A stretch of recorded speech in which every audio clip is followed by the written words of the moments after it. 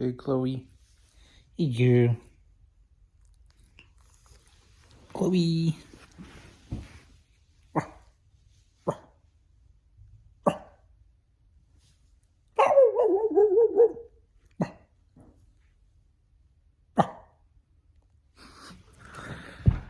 Well, been at home for 2 weeks because my truck's been in the shop.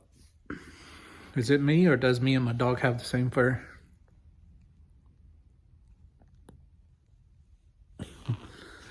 And my truck was in the shop, so I was on the way back from a load and got a headlamp fault light. So my headlight stopped working. My driver low beam light worked, but the passenger side low beam didn't work. And the passenger side high beam worked, but the driver's side high beam didn't work. So I got those headlight fault indicator came on the dash. Then also, when I was pulling out from the dock, I had transmission fault light come on again, which is when I got my ECA replaced and everything. They was telling me my truck was ready to pick up, but they had to put it back in the shop because when they was pulling out, it cut off and wouldn't go in reverse or drive. It was in neutral. So they tracked down a wire, the wiring harness that goes to the ECA. One of the wires were like kind of frayed or broken.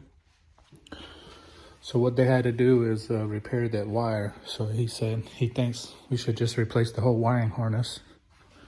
So they ordered that wiring harness to do that. Then on top of that, I had to buy 2 new headlights because they said one of my covers on my headlight above things were missing, so water got in there. So 2 new headlights, and also the common problem with the T680 is right where the opening at the bottom where the bumper is, there's a harness that hooks together there, and it's called a hood harness, and it connects to the headlights. So basically, those wires rub against the frame of the truck, and it wears through the wires, and the bare wires come out. So the wires short out on the frame, causing the whole wiring harness to burn up. So luckily it doesn't catch on fire, but he said that's a common problem. And also the connectors that plug up together, it's like the size of a cigarette pack. They had to replace that. So $3,700 later, got my truck back. As soon as I picked it up, I would live 30 minutes away. I was driving home, 30 minutes home, right 10 minutes before I got home, I heard something go psst, and I lost all power to my truck. I was like, oh crap. So got to the truck stop, looked, and I had a pipe. It's like a EGR coolant pipe. It doesn't have coolant go through it, just airflow. Comes off the back of the coolant. I have an ISX engine. So on the passenger side from the EGR, it goes up into a rubber silicone hose. So that broke off. So I had to go get that part. Luckily that part I could fix myself because it's just 2 clamps and take it off and put the other one on. So I had to go all the way to Atlanta, Georgia to get that. And I drove 2.5 hours to go get the part. When I got there, they said this is the wrong, I opened the box and I was like, this is the wrong part. It's not the same part. They was like, well, that's the part number you gave me, because the Kenworth in Greenville, the guy, that's the part number he gave me. So anyway, they looked it up in the system, found the right part number. And I was like, please tell me you have it in stock.